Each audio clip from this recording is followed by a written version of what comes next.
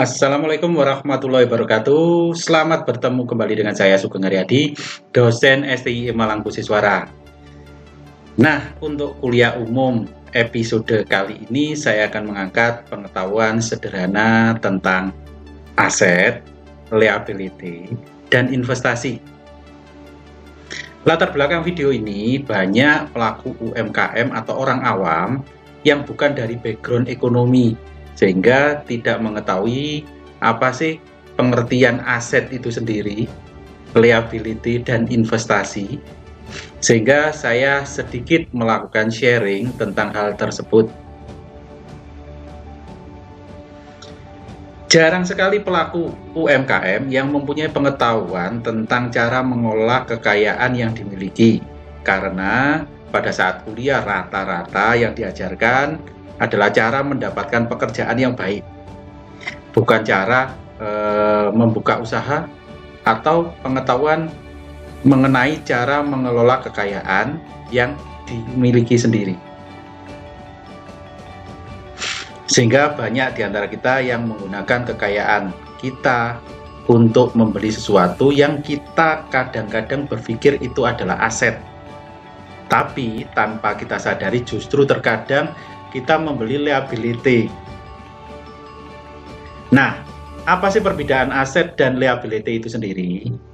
Baik, saya jelaskan lebih lanjut, silahkan perhatikan. Aset adalah sesuatu yang dapat menjadi sumber pemasukan yang dapat menambah kekayaan kita.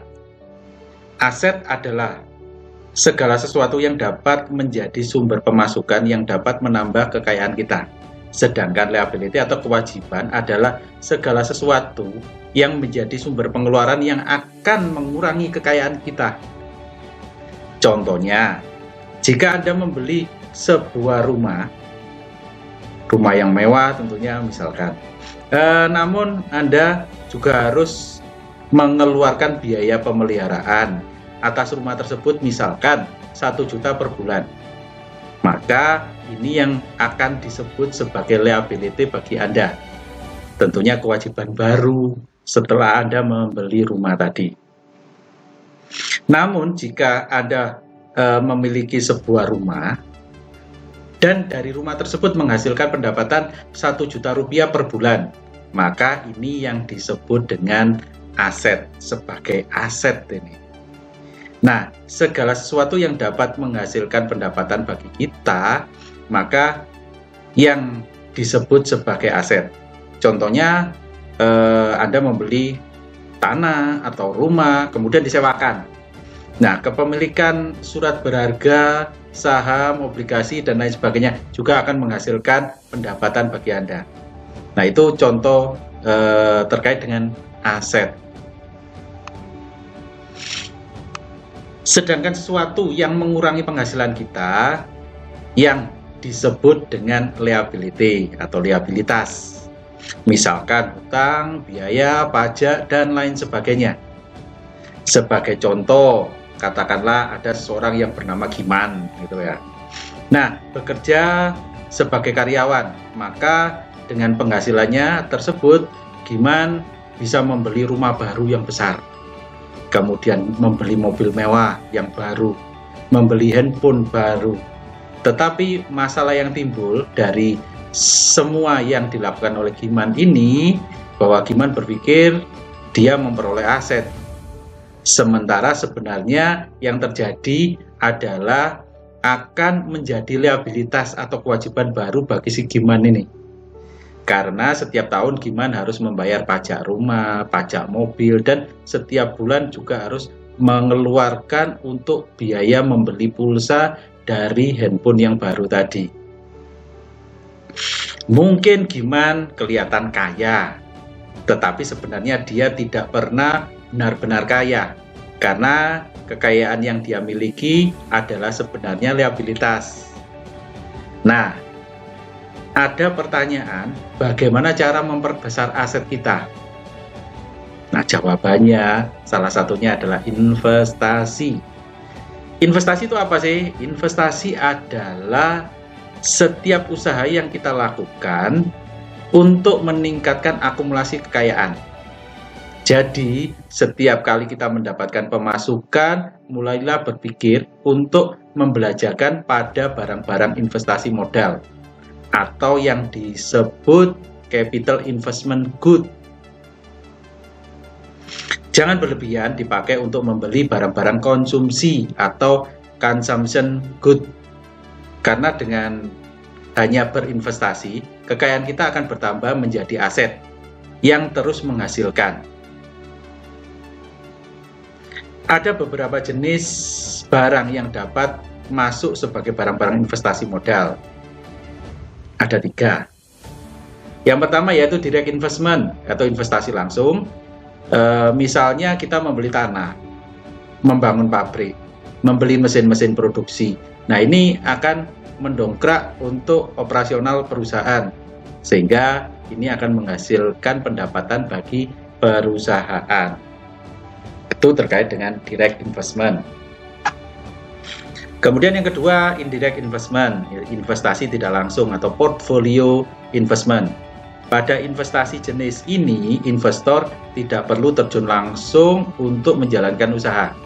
Misalkan investasi di pasar modal, pembelian saham dan obligasi, atau juga bisa di pasar uang seperti halnya tabungan, transaksi mata uang asing, deposito, dan lain sebagainya. Kemudian yang ketiga, investasi inventory atau inventory investment. Misalkan pembelian barang-barang dengan harapan nilainya naik di kemudian hari, misalkan investasi emas. Barang-barang antik juga termasuk inventory investment di sini. Lukisan, logam mulia, batu mulia. Nah, beberapa tahun sebelumnya juga booming, yaitu barang-barang berupa batu ya, batu akik dan lain sebagainya. Itu terkait dengan batu mulia juga ya, yang diharapkan di tahun-tahun berikutnya harganya juga akan naik. Nah, usaha untuk terus mencari cara meningkatkan kekayaan melalui akumulasi modal atau capital, inilah menjadi substansi utama paham kapitalisme. Akhirnya substansi ini bukan hanya diterapkan pada level pribadi, tetapi juga diterapkan sebagai konsep ekonomi dan politik di level negara yang lebih besar. Tetapi paham kapitalisme ini menuai banyak kritik. Paling sering dibenturkan dengan paham feodalisme dan sosialisme yang dipopulerkan oleh Karl Marx dengan bukunya Das Kapital yang terbit pada akhir abad 19.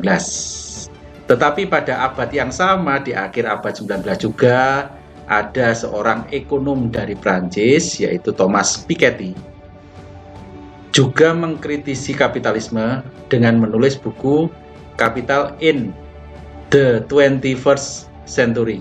Menurut Piketty, kapitalisme baik untuk pertumbuhan tetapi juga bisa meningkatkan kesenjangan ekonomi serta ketimpangan ekonomi. Ini dia sebut dengan central contradiction of capitalism atau kontradiksi utama dari kapitalisme.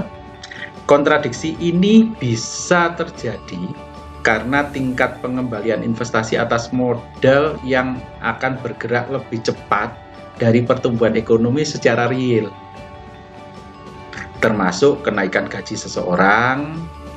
Artinya seseorang akan menumpuk investasi berupa tanah, pabrik, saham, dan lain sebagainya akan lebih mudah untuk meningkatkan akumulasi kekayaannya daripada sekedar bekerja tetapi tidak mempunyai aset yang lain. Jadinya yang kaya akan semakin kaya dan yang miskin akan semakin susah untuk menjadi kaya. Itu kesenjangan menurut Piketty. Kembali ke kasusnya Giman yang sebelumnya. Misalkan Giman mempunyai teman bernama Gimun, jadi ada Giman dan Gimun ini bekerja di dalam satu perusahaan, gajinya sama-sama misalkan 10 juta. Gimun kebetulan anak orang kaya, dia mewarisi uang 1 miliar rupiah dari orang tuanya. Uang itu kemudian dia belikan saham, misalnya dengan tingkat pengembalian 10% per tahunnya. Artinya apa? Gimun akan mendapatkan tambahan kekayaan setiap tahunnya sebesar 100 juta rupiah. Misalkan kemudian Giman dan Gimun menghasilkan gajinya pada akhir tahun, Giman tidak punya tabungan lagi. Lain ceritanya dengan Gimun. Dia punya tambahan kekayaan sebesar 100 juta setiap tahunnya. Nah, coba kita prediksi 10 tahun kemudian apa yang terjadi. Kekayaan Giman tidak akan bertambah kecuali dia bernegosiasi untuk kenaikan gaji pada atasannya. Tetapi ini pasti akan sulit dan susah untuk diaplikasikan. Sementara kekayaan Gimun akan bertambah berkali lipat. Dari 1 miliar rupiah mungkin bisa menjadi 2,5 miliar rupiah pada tahun ke-10. Nah, maka Piketty mempertimbangkan bahwa ketimpangan keluarga Giman dan Gimun akan semakin besar. Nah, keluarga Gimun dan keturunannya akan semakin kaya, namun tidak yang terjadi pada keluarga Giman. Nah, tentunya kondisi ini di suatu sisi akan mengkhawatirkan karena bisa saja kekayaan dan kesuksesan seseorang bukan lagi ditentukan oleh kerja keras dan kegigihan dalam berusaha, tetapi karena warisan, akumulasi aset dari generasi sebelumnya. Nah, kalau seperti itu, terus kita dapat kembali ke zaman feodalisme. Maka yang darah biru saja atau para bangsawan saja yang bisa dan boleh sukses dan bisa menjadi kaya, semakin kaya. Sementara kita yang sebagai rakyat jelata yang bukan darah biru lagi, mungkin darah kotor ya, jangan berharap menjadi kaya. Itu menurut Piketty. Piketty menawarkan satu solusi untuk masalah ini, yaitu dengan menerapkan global wealth tax, yaitu pajak kekayaan yang berlaku global untuk mengurangi ketimpangan negara maju dan negara miskin. Kekayaan yang didapat dari kekayaan modal secara pasif harus membayarkan pajak yang lebih besar. Pajak itu kemudian disalurkan secara tepat untuk meningkatkan kapasitas si miskin, negara miskin, dalam mengembangkan asetnya. Nah, kembali ke aset dan liability, apa jadinya kesimpulan pada episode kali ini? Jadi jika Anda mempunyai uang berlebih, jangan tergoda untuk membeli barang-barang konsumtif seperti handphone baru, motor baru, dan lain sebagainya. Mungkin dalam jangka pendek, barang-barang tersebut membuat Anda terlihat kaya. Tetapi percaya deh, dalam 10 tahun barang-barang tersebut tidak berguna lagi dan hanya menjadi liability bagi Anda. Nah, ceritanya lain. Jika Anda menggunakan uang berlebih tersebut untuk memulai usaha, mungkin dalam 10 tahun Anda bisa menjadi aset yang bisa mensejahterakan anak cucu Anda. Nah, mungkin itu saja ya sharing pengetahuan kita. Terima kasih Anda sudah menyaksikan sharing pengetahuan ini. Semoga bermanfaat untuk kita semuanya. Dan jangan lupa komen, like, subscribe, dan share video ini sebanyak mungkin agar kami semakin bersemangat dalam membuat video-video selanjutnya. Saya Sugeng Haryadi, sampai jumpa di episode selanjutnya. Bye-bye.